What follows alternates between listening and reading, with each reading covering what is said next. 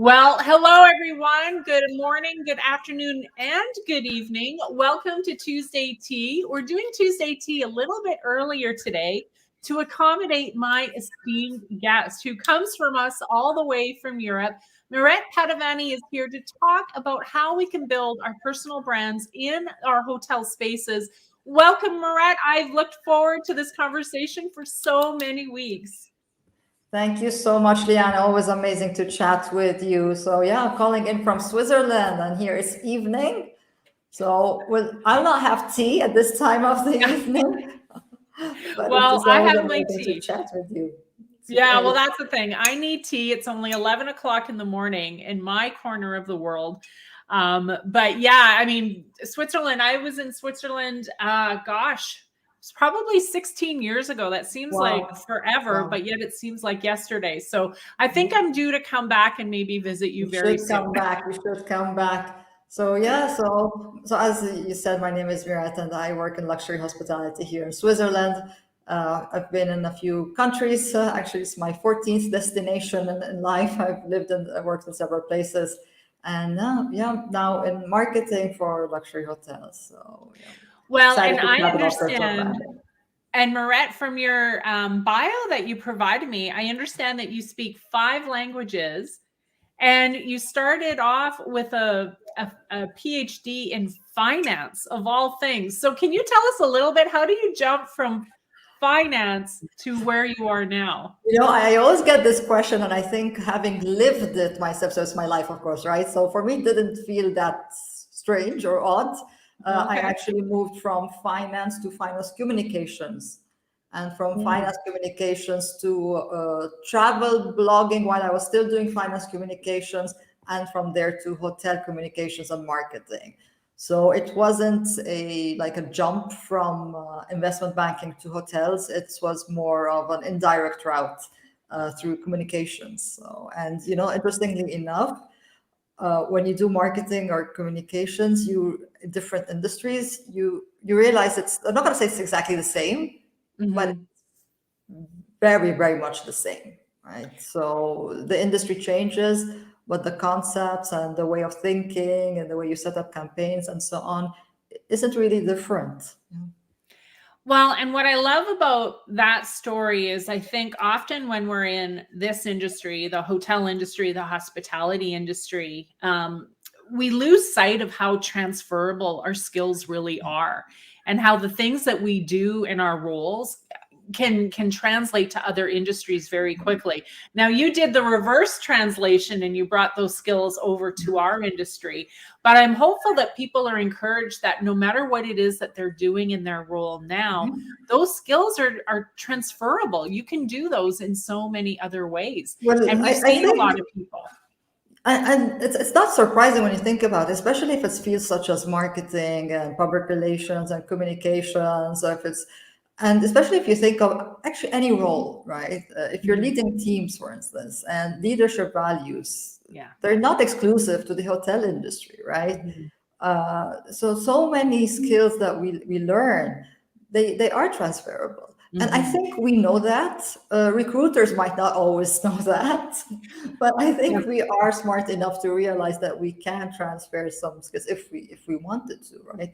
I mean, when it comes to marketing, we're always on these clubhouse rooms, right? And there's so many clubhouse rooms on marketing, digital marketing, and it's always the same channels. Yes. Like no matter what industry, we all use like Facebook, Instagram, we all use emails, we all use websites. So when it comes to marketing, when you think about it, it doesn't really matter what industry you're in. If you get it right, you get it right. It's so true. And it's a great segue into what we're talking about today, which is a form of marketing. Because a lot of us, we market on behalf of the brands that we represent or the hotel properties that we represent. And you and I are talking today about the #1 brand that we should be representing, and that's our own personal brands. And so I have a history with marketing, and you've been doing it for so long. But when did it kind of dawn on you that it was time for you to even market yourself and create a personal brand in our space? I think I never thought about it and don't even think about it now. I think it just came very it I know we always tend to say do things intentionally, but this is one thing I did not do intentionally. I am very intentional in creating the content. That Yeah. yes. I am because you need to be intentional with that. It's not that you just wake up and all of a sudden, oh, I created some content. You need to be very intentional on the Mhm. content that you create, on the way you promote your content and the way you distribute your content, right? So that's all part of the branding process. But I wasn't intentional saying I need to create a personal brand, and I think that came quite spontaneously. It's just that it's my character. I like to, I'm going to say I like to show off, but I do like to talk about the things I do. I do like to share things, and Yeah. especially I like to share things that I think are useful. So from my social channels, I don't really talk about my personal life. I Yeah. don't share personal things. It's all really related to what I do professionally, or the things that I like to do in the world of marketing and hotels and business also, not only hotel marketing, right? I've always been like that. So I've always loved connecting with people. It's almost like a disease, I call it. I just love networking and connecting with people and meeting people. And So I've always been like that. Now with LinkedIn and social media and so on, now this is called personal branding somehow. Mhm. So yeah, that's how I started personal branding without really knowing it. And the thing that makes me smile is because tomorrow I'm holding a lecture at the university on personal branding. It's a hotel school. Oh, nice. Nice. And We it's love. just such a coincidence that your room is today and the lecture is tomorrow. And I'm like, well, I never even thought about personal branding, and here I am now lecturing people about personal branding. It's Well, and some of the questions that you're going to get is probably for someone who needs to be intentional, because it never came naturally to them. For someone who does need to be intentional about a brand, what's the first thing they need to do to kind of get started? I think it's amazing. And the first do on, because I have a list of do's and don'ts when it comes to personal branding. And my very first do be intentional, because I think if you can be intentional, yes, because I think about it like, uh, I think I'm doing a pretty good job at it without being that intentional, or I wasn't intentional at the start, right? So Yeah. imagine if you are intentional about it, Mhm. you can really, I think whenever you're intentional in life and anything, you just do better, right? Yes. Yeah. It is true that sometimes some things you just happen, right? You Mhm. cannot be intentional about everything in life. Things happen, good things, bad things happen. But if you can be intentional about personal branding, please do be intentional, especially nowadays. So, I mean, I'm about 40, but think of people who are younger, Yeah. who only know social media. Like they don't know the old days when you would actually type things, or you'd actually write a letter by hand and go to the mailbox, mail it, right? Yeah. So funny. And if you don't have a presence, a good presence on social media, well, first, you might not even exist in our industry, in hotel Mhm. industry. Like, we Mhm. find jobs via LinkedIn, right? Yeah. I found my job now via LinkedIn. Well, not, I was contacted via LinkedIn DM, and it's not surprising. This is just the way Mhm. it works. You get to know Mhm. about jobs via LinkedIn. You get to connect with people via LinkedIn. We call it social selling right now. Yes. And also when it comes to ourselves, so there's a personal branding is the first step of social selling. Mhm. People connect Well, with you, and then and it's interesting you should bring up social selling, because it's something that I teach and train on as well. But in the hotel industry, it's still a fairly new concept. So I'm encouraged to hear that you're doing a lecture on personal branding, and you'll probably talk about social selling and inbound marketing and all of those fancy buzzwords that kind of personal branding brings. yeah. But really, our industry is just dipping our toes into creating personal brands. Why number one, why has it taken so long for us to kind of embrace this? And number two, why is it like, what's the opportunity once someone can create a personal brand? Why has it taken so long? I think in the hotel industry it takes so long for so many things. I think this Well, is that is just some truth one thing too. of, we tend to be a slower industry when it comes Yeah, to adopting trends. We tend to be on the slower side, right? interesting. Uh, Yeah, it might be a good thing. It might be the good side is that maybe we let our other industries try things, and then if we see that things are working, we also get yeah, on that trend. So there is the advantage also of being a follower rather than a leader, right? And when it comes to personal branding and social selling, we are obviously not leaders in this, right? In this yeah. respect. Uh, to the question of so why does it take so long? I think it takes long for pretty much everything in our industry, good and bad. Oh, that's funny. The other But question so true. was, oh, it's reality. I don't like to Yeah, sugarcoat things, and yeah, um, now the question of is it why does it is it useful, right? And yeah. well, try not to personal brand yourself. Uh, Mm. try not to. Try not Mhm, to social sell. mhm. Just try it, and you'll get the answer, right? Yeah. You won't go very far. You won't go very Mhm. very far if people Google you and don't see anything about you.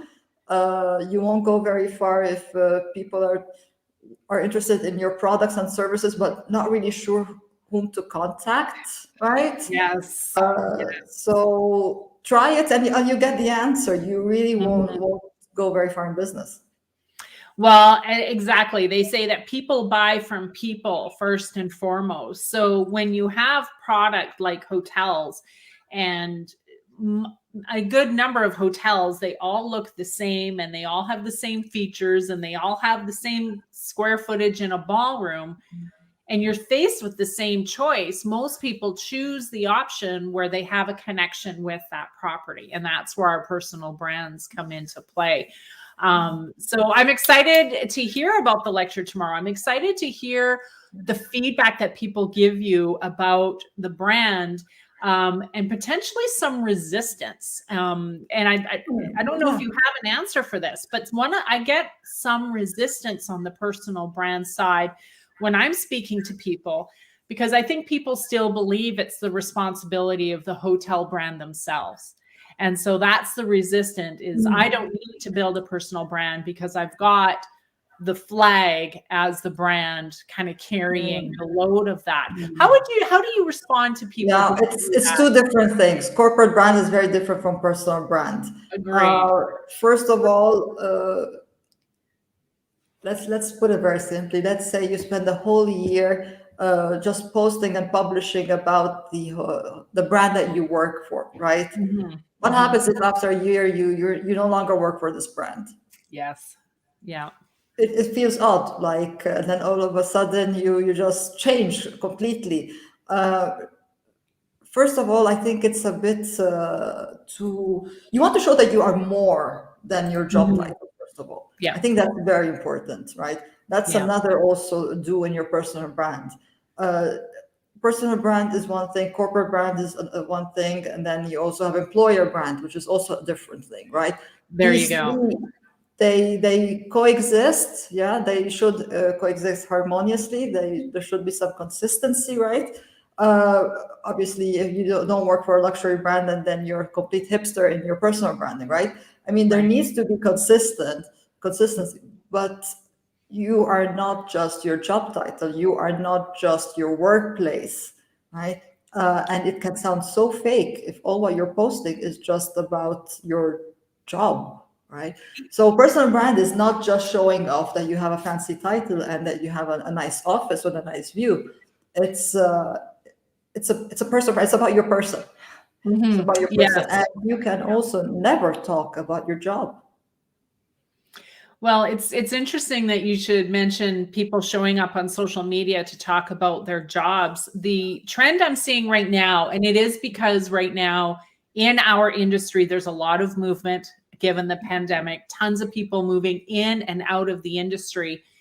And what I see on social media right now is a lot of I'm at this new place. So we can send our congratulation notes because I'm at this new place. And then they disappear from social media. And then they'll come back a year later. Oh, I'm at this new place. That's an energy Do you place. see that? Exactly. I see it quite often. And the first words that come to mind every time I see that post is missed opportunity. You know, you have a captive audience of sometimes hundreds, maybe thousands of people seeing your post, and now we've left them again. And it's this missed Let me say opportunity. something, Dolian. Let me say something. Maybe I should have started with saying this, because you also asked me about the resistance, right? Yeah. Okay. There can also be the resistance question, I guess, is for some people, it doesn't come naturally. So what I told you that I wasn't intentional in starting a personal brand. And I told you, this is my character. This is how I am. You meet me offline, you meet me online. I am just the same. I love sharing. I love talking, and I love, adding some value, right? And maybe you can say I'm a boring person. I always talk about the same things, So like I always talk about. I don't think it's that. So that's just like really who I am. You meet me also for coffee offline, and I still talk about marketing and travel and business, and that's just who I am. For some people, it cannot come naturally, right? So then is the question: do I still have to do it, even if I don't feel like doing it? That can be a resistance, right? I would personally say, I don't know how you see it. I would personally say, yes, make an effort. You don't want to fake it, because if you're not that type of person of always, yes, connect, let's have a conversation, let's, you don't have to do it that way, right? But you can find a way that works for you, just not to be completely silent, not to be completely absent from all this social scene, right? Well, and I wonder if the words thought leadership, if that intimidates some people, because right now that it's a huge buzzword right now, not just in our space, but in everybody's space, about being a thought leader, which is amplifying your personal brand, really, and sharing your thoughts on a topic. But there's a lot of people, to your point, where it doesn't come naturally, and they really don't want to be a thought leader. And that's not everyone. Yeah. And not everyone is a leader, first of all. Yeah. Not everyone likes thinking. So we need to take all of this in consideration. Which, and for goodness sake, imagine now if everyone now became a thought leader and that started live shows, there would be so much chaos, right? So it's a lot of content. Yeah. But they can still find ways that it work. For instance, can still join like Facebook groups, for instance. They can still join communities that are closer to the way they function, right? To the way they think. There is a place for everyone, introverts, extroverts. You don't have to be completely extroverted like myself, or like this. You don't have to be that loud person that always wants to share and talk. There are quieter ways of personal branding. So but I do think one still should maybe even try. Like I was always saying until April, May, I was saying I'm not a video person. I won't never do video. And then since I don't know how many live shows I've done since July, I said, sometimes you just have to try things, right? And you might. You're great at video. Yeah, you're great at video. Well, and you're also great at audio, which is where you and I met, is in your Clubhouse room. And I've always been a firm believer that for the introverts out there who are intimidated by video, and I'm actually an introvert, Clubhouse is a great way to start that engagement, because you can sit and listen, and then of course when you can start to practice going up on stage and stuff. So can you tell us a little bit about your Clubhouse journey and what draws you to Clubhouse? And I'm going to put your Clubhouse club on the screen so people can thank you so much. So my Clubhouse journey started February 20. I remember I was I was traveling, I was on the train, and I received this invite, and I said, well, why not? Let's try an extra app, to waste some more time. Let's do it, right? Basically. And I remember the first week I was like, oh my God, this is so complicated. I can't understand how it works. What is the thing? Why are people getting it? So the first week I I didn't do anything. I was like, oh my God, what's this? And then I remember just one morning, it was a Saturday morning, very early, 7:45. I remember I was like, I entered the room. I like the name of the room. And yeah, and then someone invited me to speak. I was like, oh my God, you start freaking out. They're inviting you to speak and you have no clue what to do. Then you said, you know what, let's get on stage and I don't know, I'll figure it out when I get there, right? And then, yeah, that's how it started. And then I really, really, really, really enjoyed it. And I think for all of us, we were spending way too much time on Clubhouse at the beginning. Like like a lot of time we would not sleep. We would not. It would be the whole time. Like, check there. I remember I would have Clubhouse on while sleeping just to listen to the rooms. And at the start, it was like really a lot of time. And then, yeah, March 6th is when they allowed to open clubs, that everyone could open clubs without having to request. And I said, well, yeah, just I think it would be good to have a hotel marketing club. And the nice thing about Clubhouse, why I think I really enjoyed it that much, just because, as I said, I really love connecting with people. I really love chatting with people. I really love reaching out to people who I don't know and saying, I heard you talk about this. Let's host a room together. That's what I said. That's really how I am, even like offline, right? I really love having conversations, and I think of a question. Let's have a conversation about this. Let's have a conversation about that. And Clubhouse is perfect for this, right? And if I was to pick a word that describes you, Miret, the word I would think of is community. You do that so well.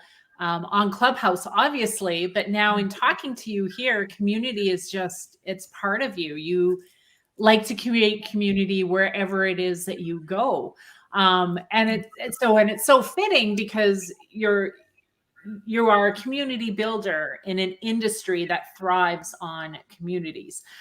So you're in the right place at the right time, etc. And that's what I want to ask you next is, hoteliers have an opportunity here to create community with their brands.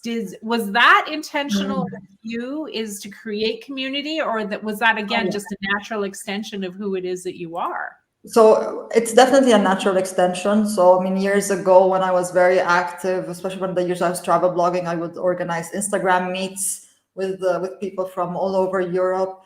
So I always love bringing people together. To your point that this is an industry that brings people together, I would agree and disagree. I think in our industry, we like to give a lot of experiences to guests, right? Whether we are then actually building a community among us hoteliers, I would not be too sure. Yeah, I think it's a different community, right? It can be because there's very high turnover and a lot of people. You change countries, you change cities, so it's different. It's not like where people are more stable and that you really build a very close society. So maybe a community. Maybe that's why. So I think we could do a better job at building communities in our industry. I agree. It's funny you should mention we can do a better job. I'm at the end of the year, I always do kind of like a business plan retreat where I look ahead to the next year. And one of the things I'm tackling on Friday is how do I want to contribute and participate in community, whether it's through our professional associations or through associations that are even outside of our hospitality industry. So it's interesting that you should say we need to do a better job, because even our associations within the industry, I think there's opportunity there to do even more for our association members. No, absolutely. I think because community is very important. Community, let's also define it. It's not like having a network to reach out to only when you need a job, right? No, correct. It's not community. It's not like, it's not the list of connections you have on LinkedIn, right? Yeah. It's people that you would spam when you need something. This is not community for me, right? No. that's why I say we could do a better job, because we're very good at reaching out to people when we need something.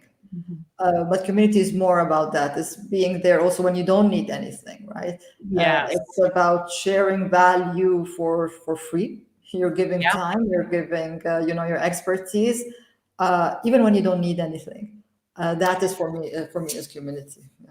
Well, and then that goes right back to the value of having a personal brand, and one's brand being about giving away of the knowledge that they have, whether it's a resource, a resource in one area or another. Your resources are around community and marketing and bringing people together, and another person's brand is resources around how to have the best hotel stay possible, or how to lead a team, or how to manage a project. And so hopefully those brands will start to emerge from our collective community in 2022. Can I challenge you with a question though, Miret? Sure. Because it's something that when I was putting together some of my personal branding materials, our industry is very unique. And you said it earlier, we're in the industry of bringing people together. We're also in the industry of having experiences and for people to have an experience.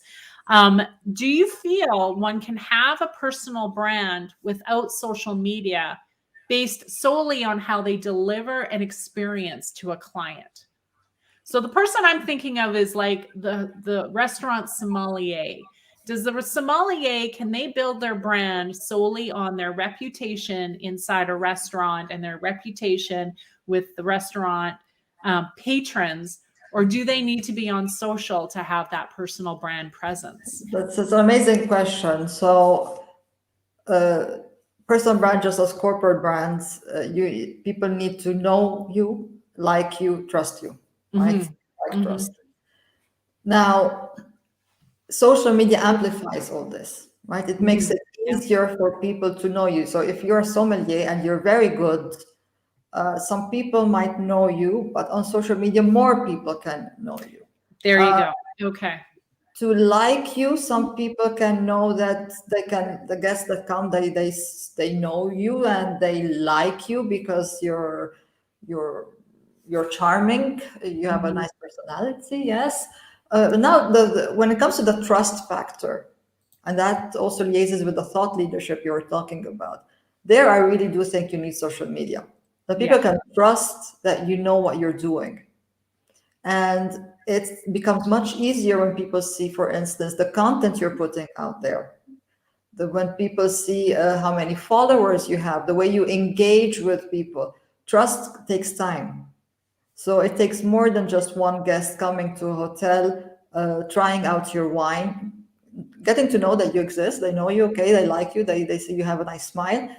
But to trust you, that takes time. That takes more than just one visit. So to have the complete cycle of a personal brand, just as a corporate brand or employer brand, I do think you need social media nowadays. I love it. So that's what I'm taking away is social. Without social media, you still can create that know and like, but with social media, it amplifies your efforts. It helps you play that long game of creating trust with our clients and our prospects. I love that. Thank you. Thank you so much for sharing your answer on that.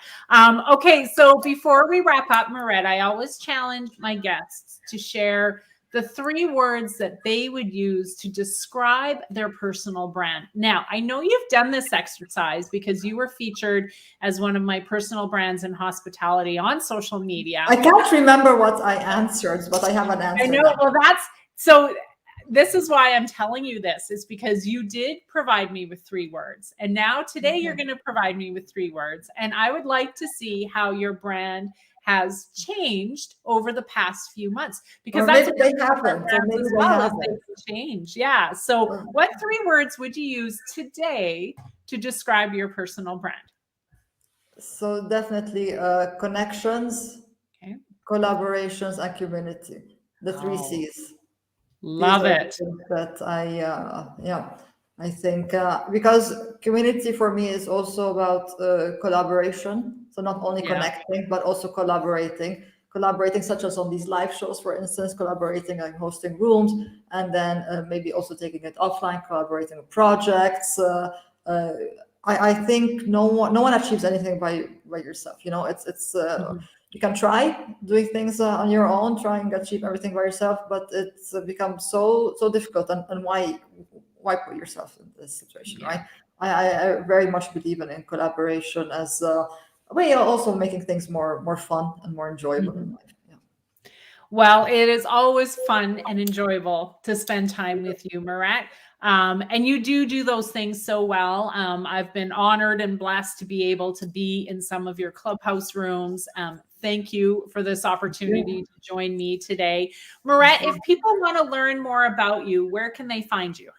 So Clubhouse, LinkedIn, Instagram, and the handle is always the same as Miret Padovani. I love connecting, as I said several times. So also on social media, it's great to liaise with new people, new and old connections. Always good. Instagram as well. Okay, I'm going to make sure that people can find you on the Instagram. I'm going to drop some comments into this video when we wrap up today. Friends, if you are watching this on replay, continue to send your questions and comments to Miret and I. We're going to be monitoring the feed in the weeks ahead, and we want to make sure that we point you in the right direction if you're looking for some resources on personal branding. And if you're in Europe and you would like to learn more about personal branding, Miret's apparently on the lecture tour, so connect with her. Make sure that you say hi to Miret, and hopefully you'll be able to connect with her in one of her upcoming lectures. Miret, it is always such a pleasure to spend time with you. You are just such a bright light in my day, and you're such a bright light in our hospitality community. Thank you for your time. So much. Thank you so much, Leanne. Thank you so much. You're welcome, and good luck on your lecture this week. I'll let you know how it goes. Perfect. Thank you. Well, thanks for watching, everyone. We will see you soon. Next Tuesday, we're talking to Carly Cunningham, who is a corporate brander out of Vancouver, BC. So come back next Tuesday, November 30th at 1 p.m. Pacific. That is 4 p.m. Eastern to chat with Carly. We'll see you then. Bye for now.